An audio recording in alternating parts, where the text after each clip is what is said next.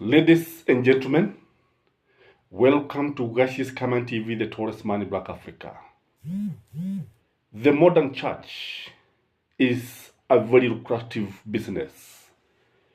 The modern church is making billions of money annually in terms of offerings, tithe, thanksgiving, sacrifices, and many things. In fact, these days, the modern church is even celebrating the birthday of members. So all those people who are born in July, like if we are in the month of July, like now we're in the month of February. All those people who are born in the month of February, they will go in front and they will give their offering in the name of thanksgiving, for God has taken care of them. The church is not paying the tax. The church has been exempted by the government of William Samuel Ruto. William Samuel Ruto is not talking about the church. Today, I heard William Samuel Ruto saying that Kenyans are in agreement that everybody should pay tax. And if my English serves me right, the word everybody means no exception. It means nobody should be left out. So why is the church being left out in this conversation? Yet we know that the modern church is a business like another. Not even the church, even the mosque, they are making a lot of money.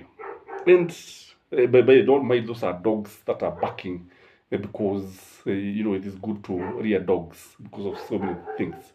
So they are very fierce dogs, and I know there's something outside because they guard our compound where we live. So allow me to continue even with this kind of barking of the hoods. So in this video, I want us to look at the reason why William Samuel Ruto is not going to ask the church to pay the taxes, despite making billions and billions of money, while forcing people who are making 5,000 shillings per month to pay taxes. The first reason, in my view, is that when you look at William Samuel Ruto is not a popular president. He's a populist president. A populist president is somebody who makes so many promises, somebody who just want to please the people, somebody who make declarations just without looking at the consequences, as long as he is pleasing the masses. This is the kind of president that Kenya has. A president who is a populist president. And if you look at William Samuel Ruto, when you count the number of promises that he has made, utapata kwamba zile ahadi ambazo ametoa ni ahadi ambazo zinaweza kujaa magunia ambayo inaweza kuwa mengi sana. They can fill the granaries. And this, in my view, that is one of the major reasons why he's not going to ask the church to pay the taxes, in spite of making billions and billions of money. The second reason, in my view, when you look at this government, there's a feeling that this is a government that was put in office by God. It is a government that was chosen by God. There's that feeling in Kenya Kwanza government. And yesterday, KENYAN was saying that the reason why Jubilee failed is because they cheated God. Ati walikuwa wamemwahidi Mungu akishinda uchaguzi wagerudi katika jiji la Nakuru na kumshukuru Mungu. And that is why he was saying that that's why they are holding Thanksgiving every Sunday. And when you look at William Samuel Ruto, utapata kwamba his administration is very busy with the church business. The administration is very busy with Thanksgiving, in which case we know ni siasa tupo ambazo zinaendelea pale. Since he was elected, William Samuel Ruto and Christ.Gachie and the whole cabinet have been spending billions and billions of money in the name of Thanksgiving. And when you look at this Thanksgiving, nani anafaidika? How does the country benefit by this kind of Thanksgiving? Kwa kile ambacho tunaona ni kwamba kutokana na ile imani potovu kwamba hii serikali ni Mungu ambaye aliketisha William Samuel Ruto katika kiti cha enzi, ni jambo ambalo haliwezi kumfanya akafikiria vile ambavyo kanisa linaweza kulipa kodi. The Church of Christ is not being honest. The Church of Jesus Christ is filling this country. The Church of Christ is not doing what is expected of them. Even Jesus himself said that pay to Caesar what belongs to Caesar. So why is the church being exempted in this issue of paying taxes?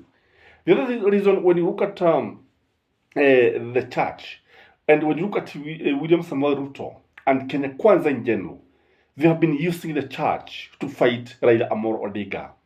And maybe many of you may not even recall, but if you have been following this channel, this is one of the videos that we showed that kuna wakati ambapo Aida Odinga alisema kwamba kutokana na vile kanisa zinajitokeza zingine ambazo hazina mwelekeo, hazina milago, hazina nini, the proliferation of churches everywhere. She said she had proposed that it is important to control the registration of churches. Na wakati Kenya Kwanza walisikia hivi, UDA walisikia hivi, they came out with the guns blazing. And what we had, the Raila Amolo Odinga was demonized. Raila Amolo Odinga, in fact, there are some people who believe that Raila is the Antichrist. Kuna watu ambao wanaamini hivi. Kuna watu ambao wanaamini ya kwamba Raila does not believe in God, which is wrong in my view.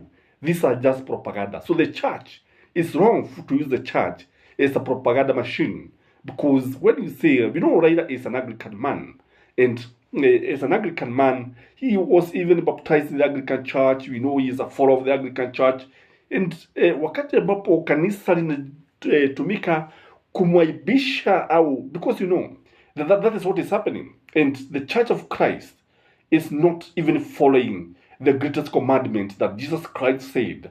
Love God with all your heart, with all your soul, with all your mind. And the second greatest commandment is just love your neighbor. So when you look at the church, kanisa linatumika kumwaibisha Raila Amolo Odinga. So that is why William Samuel Ruto is not going even to think of taxing the church. And the church is not honest, if the truth be told. Again, there is this issue of brainwashing. When you look at the history of William Samuel Ruto, you realize that he was brought up in a church, which is a good thing. When he was in the University of Nairobi, I don't know whether he was the chairman or the secretary of the Christian Union. And it is this thing that brought him very close to Daniel Arap Moi. And if you look at William Samuel Ruto, most of the time you find him quoting and misquoting the Bible. Most of the time you find him when you look at his Twitter handle, utapata kwamba mara nyingi anaandika mambo ambayo yanahusiana na dini. Mara nyingi utaona kwamba anahusiana, ni mtu ambaye ana imani kwamba dini ni muhimu sana katika maisha yake. So in my view, this is brainwashing, because you don't have to put the church in everything that you are doing. And we know that very clearly. That's why the country is a secular state. In fact, in some countries, religion is not even taught in schools. And hakuna haja ya kulazimisha watu ili waonekane kwamba wanafuata dini fulani. And that is why you find, when you look at William Samuel Ruto, that's why you find him even constructing the church in his residence. This is brainwashing, all said and done. Ni jambo kusema, ni vigumu sana kumwambia William Samuel Ruto atoze kodi kwa kanisa, because if he is constructing the church in his compound, how do you tell him to pay the taxes? How does he tell the congregants? How does he instruct the churches to pay the taxes? Again, he fears the consequences. You can imagine if he says that the church will be paying the taxes. If everybody is paying the taxes, let the church pay the taxes. I believe people are going to what utamshtumu. The church is not going to be happy. The church is not going to take these things kindly. And I've said in my first point that William Samuel Ruto is a populist president, not a popular president. So anything that will make him unpopular, he's not going to undertake that thing. That is why, because I say that ni jambo ambalo linaweza kumletea mitafaruku, ni jambo ambalo linaweza kuleta migogoro kati ya serikali na kanisa. Again, when you look at the way William Samoei Ruto has been branded, he has been nicknamed, amepewa jina ambalo tunaweza kusema ni jina la utani, watu wanamuita nabii. So when we look at William Samoei Ruto, he has the nabii mentality. All said and done, he seems to be spreading the word of God. When you look at him, I think even after retirement, he's likely to be a preacher. I don't know, but he would fit very well as a preacher because of the way he quotes the Bible, because of his background. He has that mentality of nabii. Kwa hivyo ukiangalia, even when you look at his leadership, you see development is not given the priority. He's very keen when it comes to Thanksgiving. He's very keen when it comes to the church activities, but he's not very keen when it comes to development of this country, when it comes to the projects that this country should undertake. So that is why the nabii mentality will not allow him to tax the church. Again, during the campaign, he promised to allow the registration of many churches. He doesn't have any problem with the proliferation of churches, no matter the kind of people who are starting these churches.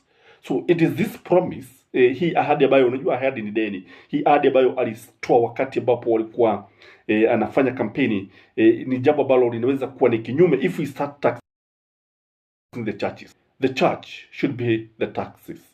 If you ask me, William Samoei Ruto is applying double standards because he needs to ask the church to pay the taxes. Hakuna haja ya kuambia mtu ambaye mama boga ambaye hakuna kitu anapata kumwambia alipe kodi, ile hali kanisa ambalo linapata mamilioni na mabilioni ya pesa ambazo I don't know why the church should not pay the taxes. And that's my view. If you ask me, the church should pay tax. Till next time, may you have a blessed day.